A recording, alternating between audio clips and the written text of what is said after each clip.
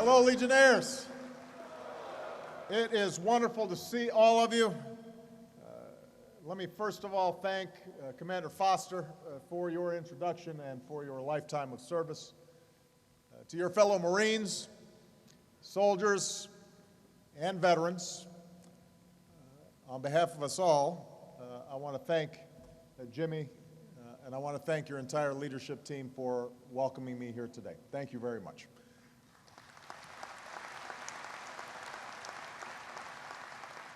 Your National Adjutant, Dan Wheeler, your Executive Director, your voice in Washington, Peter Gaitan, who does just an extraordinary job, and the President of the American Legion Auxiliary, Carleen Ashworth, thank you for your extraordinary service.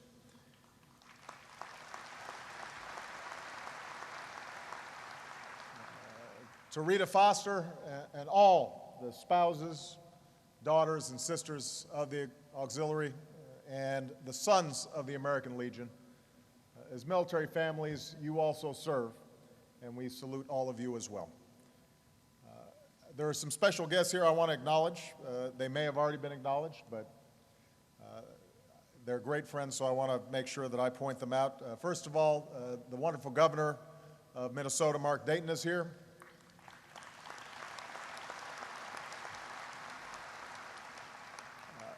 Two senators who are working on behalf of veterans every single day, Amy Klobuchar and Al Franken.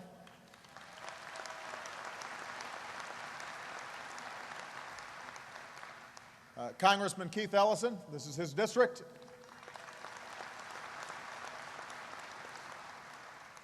Minneapolis Mayor R.T. Rybak, a great friend.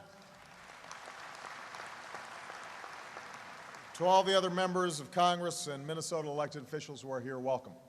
It is wonderful to be back with the American Legion. You know, back in Illinois, my home state. Hey!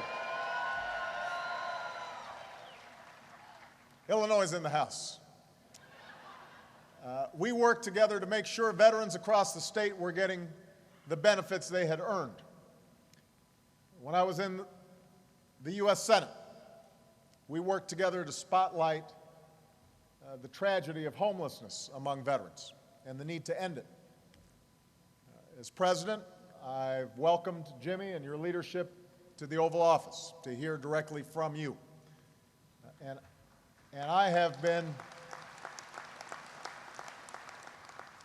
I've been honored to have you by my side when I signed advanced appropriations to protect veterans' health care from the budget battles in Washington. When I signed legislation to give new support to veterans and their caregivers. And most recently, when I proposed new initiatives to make sure the private sector is hiring our talented veterans. So, American Legion, I thank you for your partnership. And I appreciate the opportunity to talk with you today about what we need to do to make sure America is taking care of our veterans as well as you've taken care of us. And I'm grateful to be with you for another reason. A lot of our fellow citizens are still reeling from Hurricane Irene and its aftermath. And folks are surveying the damage. Some are dealing with tremendous flooding. As a government, we're going to make sure that states and communities have the support they need so their folks can recover.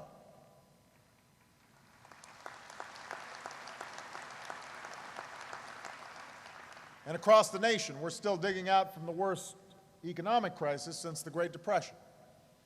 It's taken longer and it's been more difficult than any of us had imagined. And even though we've taken some steps in the right direction, we've got a lot more to do. Our economy has to grow faster. We have to create more jobs, and we have to do it faster. And most of all, we've got to break the gridlock in Washington that's been preventing us from taking the action we need to get this country moving.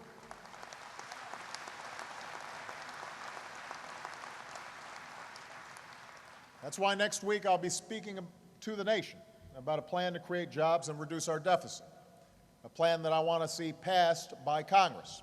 We've got to get this done. And here's what else I know. We Americans have been through tough times before, much tougher than these. And we didn't just get through them. We emerged stronger than before. Not by luck, not by chance, but because in hard times, Americans don't quit. We don't give up.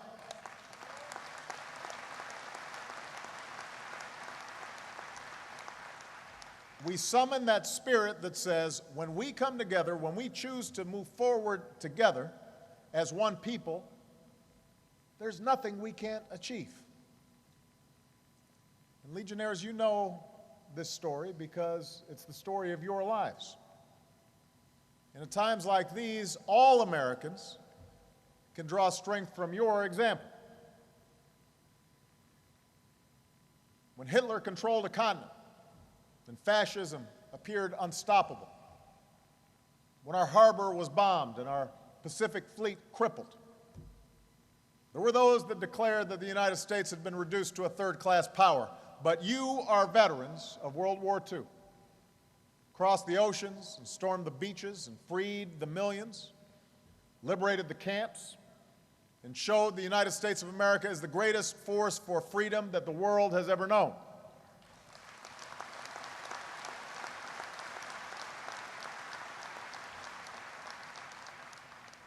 When North Korea invaded the South, pushing the Allied forces into a tiny sliver of territory, the Pusan Perimeter, it seemed like the war could be lost. But you, our Korean veterans, pushed back, fought on, year after bloody year. And this past Veterans Day, I went to Seoul and joined our Korean War veterans for the 60th anniversary of that war. And we marked that milestone in a free and prosperous Republic of Korea, one of our greatest allies. When communist forces in Vietnam unleashed the Tet Offensive, it fueled the debate here at home that raged over that war. You, our Vietnam veterans, did not always receive the respect that you deserved, which was a national shame, but let it be remembered that you won every major battle of that war, every single one.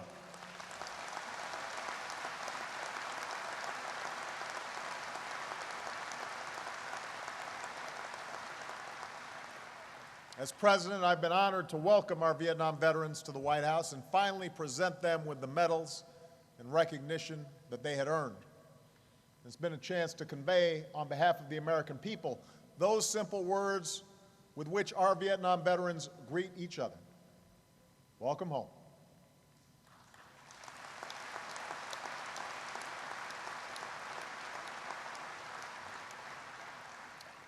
Legionnaires, in the decades that followed, the spirit of your service was carried forth by our troops in the sands of Desert Storm, in the rugged hills of the Balkans, and now it's carried on by a new generation.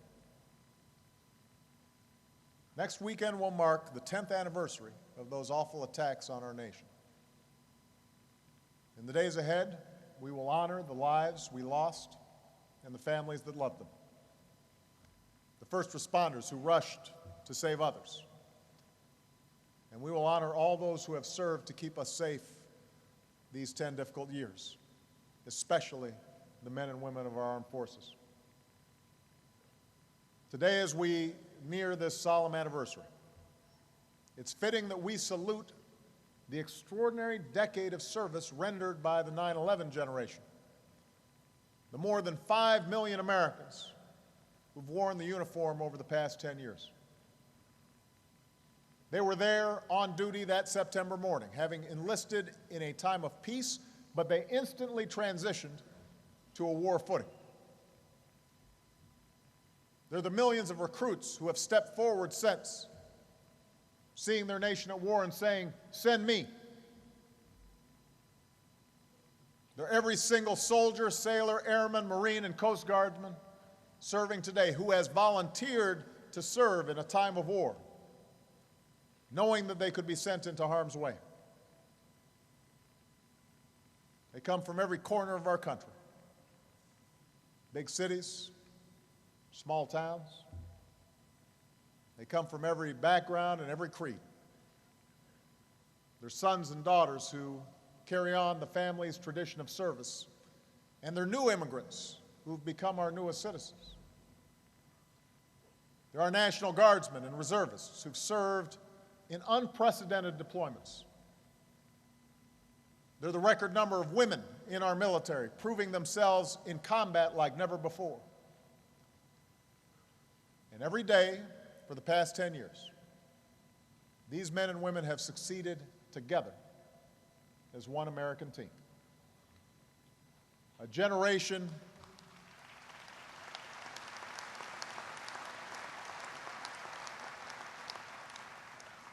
They're a generation of innovators, and they've changed the way America fights and wins its wars. Raised in the age of the internet, they've harnessed new technologies on the battlefield. They've learned the cultures and traditions and languages of the places where they served. Trained to fight, they've also taken on the role of diplomats and mayors and development experts, negotiating with tribal sheikhs, working with village shuras, partnering with communities. Young captains, sergeants, lieutenants, they've assumed responsibilities once reserved for more senior commanders and remind us that in an era when so many other institutions have shirked their obligations, the men and women of the United States military welcome responsibility.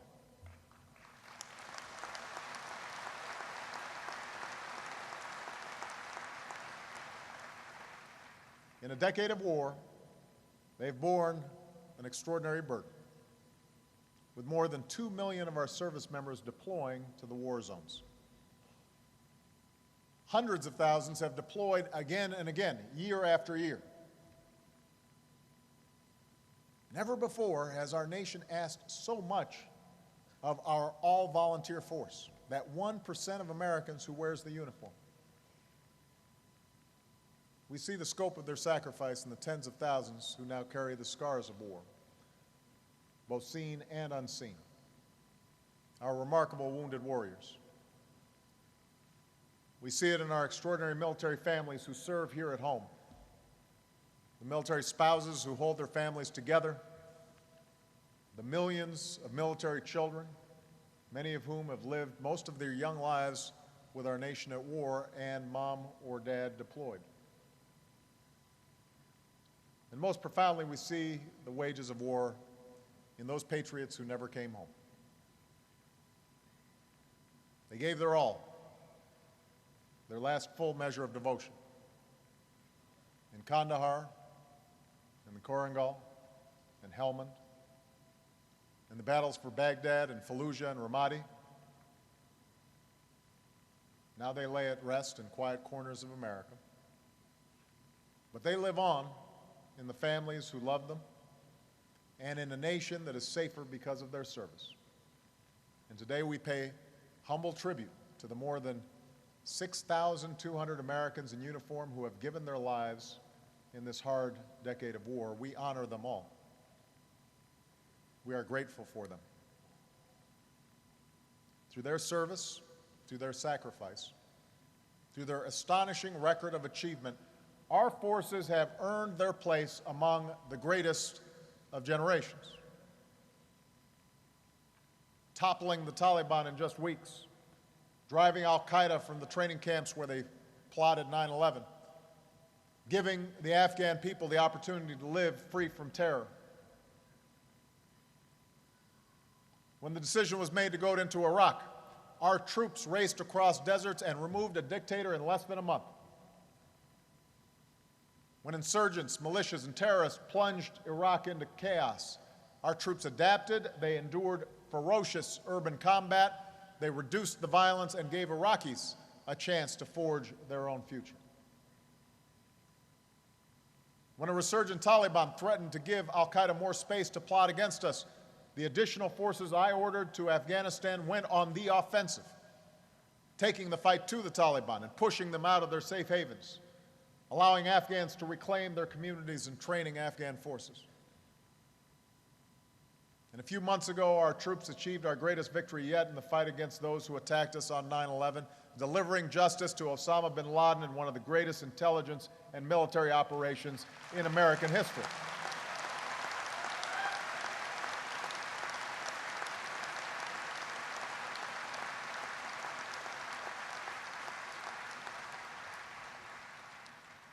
Credit for these successes, credit for this progress, belongs to all who have worn the uniform in these wars.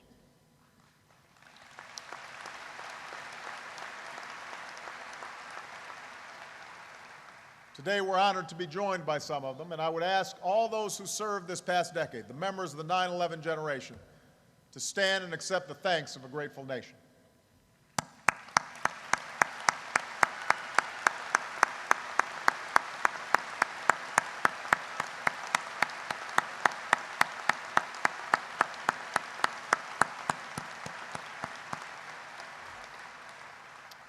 Thanks to these Americans, we're moving forward from a position of strength.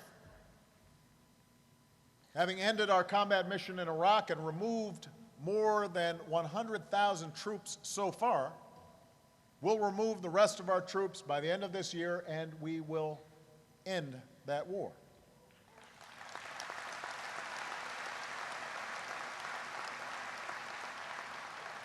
Having put al-Qaeda on the path to defeat, we won't relent until the job is done. Having started to draw down our forces in Afghanistan, we'll bring home 33,000 troops by next summer and bring home more troops in the coming years.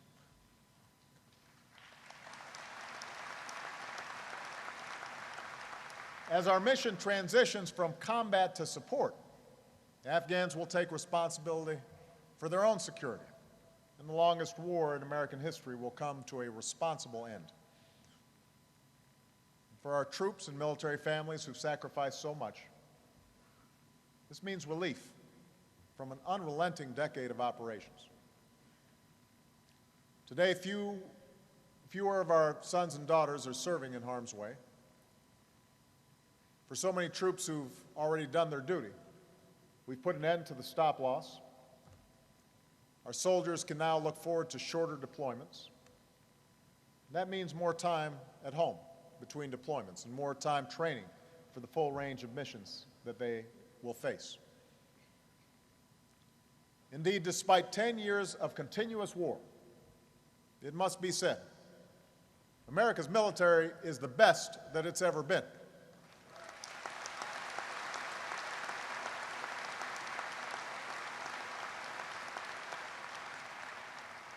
We saw that most recently in the skill and precision of our brave forces who helped the Libyan people finally break free from the grip of Muammar Gaddafi. And as we meet the test that the future will surely bring, including hard fiscal choices here at home, there should be no doubt. The United States of America will keep our military the best trained, the best led, the best equipped fighting force in history. It will continue to be the best.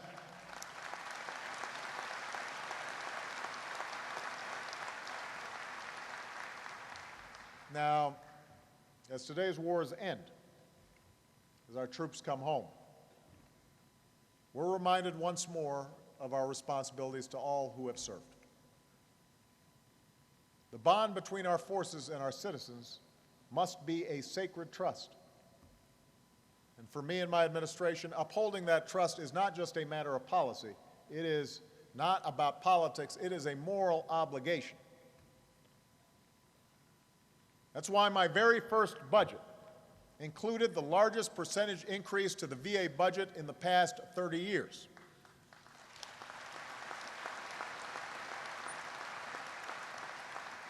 So far, we're on track to have increased funding for Veterans Affairs by 30%. And because we passed advanced appropriations when Washington politics threatens to shut down the government, as it did last spring, the veterans' medical care that you count on was safe. And let me say something else about VA funding that you depend on. As a nation, we're facing some tough choices as we put our fiscal house in order. But I want to be absolutely clear. We cannot, we must not, we will not balance the budget on the backs of our veterans. As Commander-in-Chief, I won't allow it.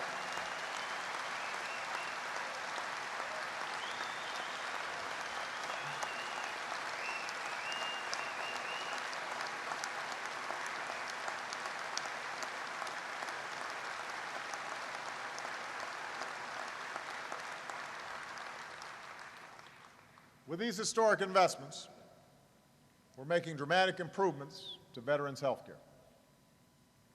We're improving VA facilities to better serve our women veterans. We're expanding outreach and care for our rural veterans, like those that I met during my recent visit to Cannon Falls, including two proud Legionnaires, Tom Newman of Legion Post 620 and Hugo and Joseph Kidd, Post 164 in Stewartville. Are they here right now? They're out there somewhere.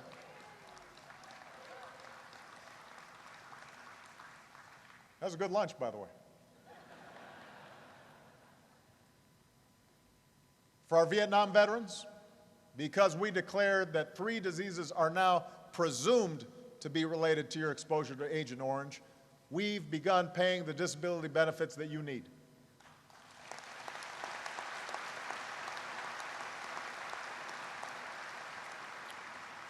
For our veterans of the Gulf War, we're moving forward to address the 9 infectious diseases that we declared are now presumed to be related to your service in Desert Storm.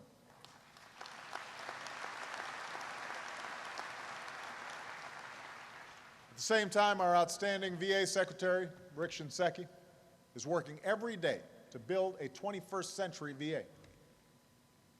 Many of our Vietnam vets are already submitting their Agent Orange claims electronically. Hundreds of you from all wars are requesting your benefits online, thanks to the new blue button on the VA website. You can now share your personal health information with your doctors outside of the VA. And we're making progress in sharing medical records between DOD and VA. We're not there yet.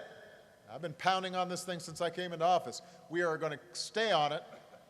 We're going to keep at it until our troops and our veterans have a lifetime electronic medical record that you can keep for your life.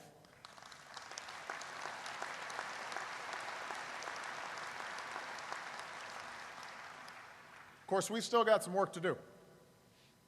We've got to break the backlog of disability claims. I know that over the past year, the backlog's actually grown due to the new claims from Agent Orange. But let me say this, and I know Secretary Shinseki agrees. When our veterans who fought for our country have to fight to get the benefits that you've already earned, that's unacceptable. So this is going to remain a key priority for us. We're going to keep hiring new claims processors, and we're going to keep investing in new paperless systems and keep moving ahead with our innovation competition, in which our dedicated VA employees are developing new ways to process your claims faster. We want your claims to be processed not in months, but in days. So the bottom line is this. Your claims need to be processed quickly and accurately the first time. We're not going to rest until we get that done. We will not rest.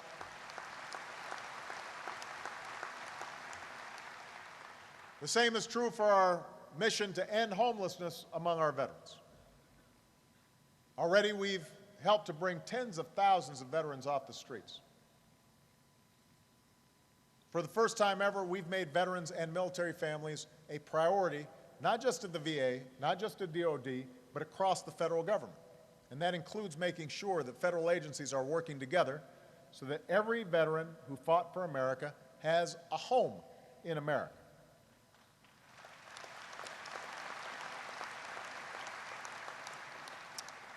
We're working to fulfill our obligations to our 9/11 generation veterans, especially our wounded warriors. Now, the constant threat of IEDs has meant a new generation of service members with multiple traumatic injuries, including traumatic brain injury. And thanks to advanced armor and medical technologies, our troops are surviving injuries that would have been fatal in previous wars. So we're saving more lives. but more American veterans live with severe wounds for a lifetime. And that's why we need to be for them for a lifetime. We're giving unprecedented support to our wounded warriors, especially those with traumatic brain injury.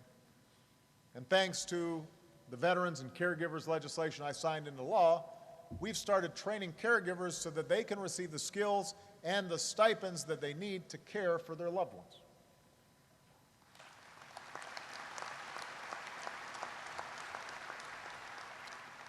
We're working aggressively to address another signature wound of this war, which has led to too many fine troops and veterans to take their own lives, and that's post-traumatic stress disorder. We're continuing to make major investments, improving outreach and suicide prevention, hiring and training more mental health counselors, and treating more veterans than ever before. The days when depression and PTSD were stigmatized, those days must end. And that's why I made the decision to start sending condolence letters to the families of service members who take their lives while deployed in a combat zone. These Americans did not die because they were weak. They were warriors. They deserve our respect. Every man and woman in uniform, every veteran needs to know that your nation will be there to help you stay strong. It's the right thing to do. You know, in recent months, we've heard new reports of some of our veterans not getting the prompt mental health care that they desperately need, and that, too, is unacceptable. If a veteran has the courage to seek help, then we need to be doing everything in our power to deliver the life-saving mental care that they need. So Secretary Shinseki and the VA are going to stay on this, and we'll continue to make it easier for veterans with post-traumatic stress to qualify for VA benefits, regardless of the war that you served in. If you served in a combat theater and a VA doctor confirms a diagnosis of PTSD, that's enough. Which brings me to the final area where America must meet its obligations to our veterans. This is a place where we need each other, and that's the task of renewing our nation's economic strength. After a decade of war, it's time to focus on nation building here at home. And our veterans, especially our 9/11 veterans, have the skills and the dedication to help lead the way. That's why we're funding the post-9/11 GI Bill, which is now helping more than 500,000 veterans and family members go to college, get their degrees, and play their part in moving America forward.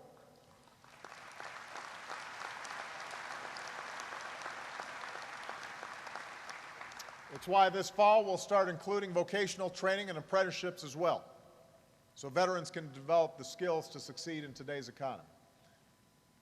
And that's why I've directed the federal government to hire more veterans, including more than 100,000 veterans in the past year and a half alone. But in this tough economy, far too many of our veterans are still unemployed. And that's why I've proposed a comprehensive initiative to make sure we're tapping the incredible talents of our veterans. And it's got two main parts. First, we're going to do more to help our newest veterans find and get that private sector job. We're going to offer more help with career development and job searches. I've directed DOD and the VA to create what we're calling a reverse boot camp to help our newest veterans prepare for civilian jobs and translate their exceptional military skills into industry-accepted licenses and credentials. And today I'm calling on every state to pass legislation that makes it easier for our veterans to get the credentials and the jobs for which they are so clearly qualified. This needs to happen.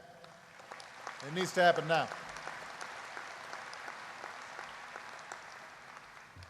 Second, we're encouraging the private sector to do its part. So I've challenged companies across America to hire or train 100,000 unemployed veterans or their spouses. And this builds on the commitments that many companies have already made as part of the Joining Forces campaign championed by the First Lady and Vice President's spouse, Dr. Joe Biden. 100,000 jobs for veterans and spouses.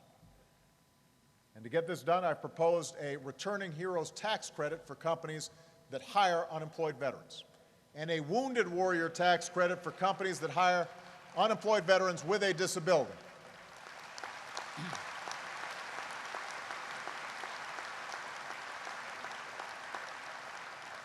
When Congress returns from recess, this needs to be at the top of their agenda.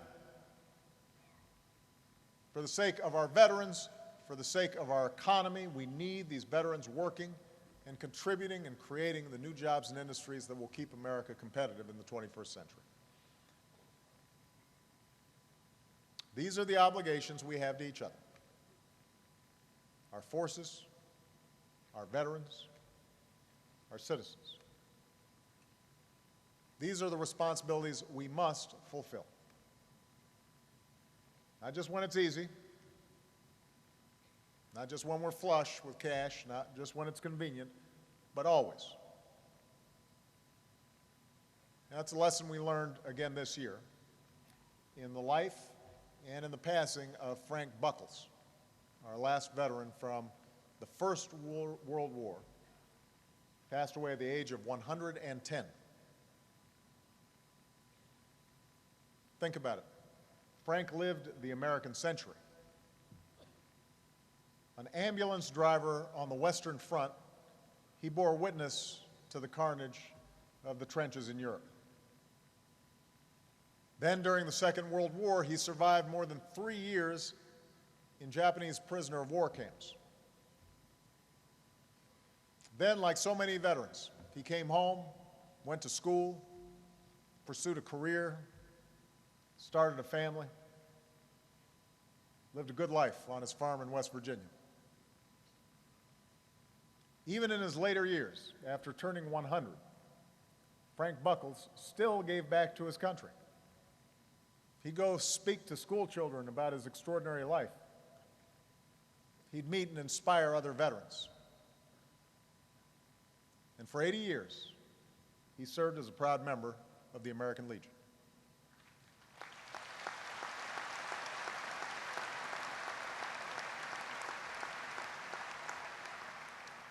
The day he was laid to rest, I ordered the flags be flown at half-staff, at the White House, at the government buildings across the nation, at our embassies around the world. As Frank Buckles lay in honor at Arlington's Memorial Chapel, hundreds passed by his flag-draped casket in quiet procession.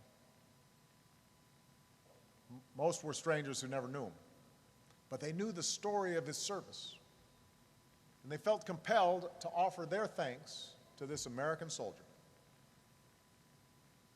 And that afternoon, I had the privilege of going over to Arlington and spending a few moments with Frank's daughter, Susanna, who cared for her father to the very end.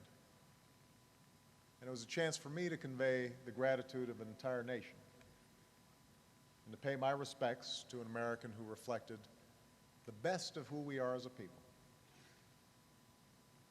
And Legionnaires, it was a reminder, not just to the family and friends of Corporal Frank Buckles, but to the veterans and families of every generation. No matter when you serve, no matter how many years ago that you took off your uniform, no matter how long you live as a proud veteran of this country we love, America will never leave your side. America will never forget. We will always be grateful to you. God bless you. God bless all our veterans. And God bless the United States of America.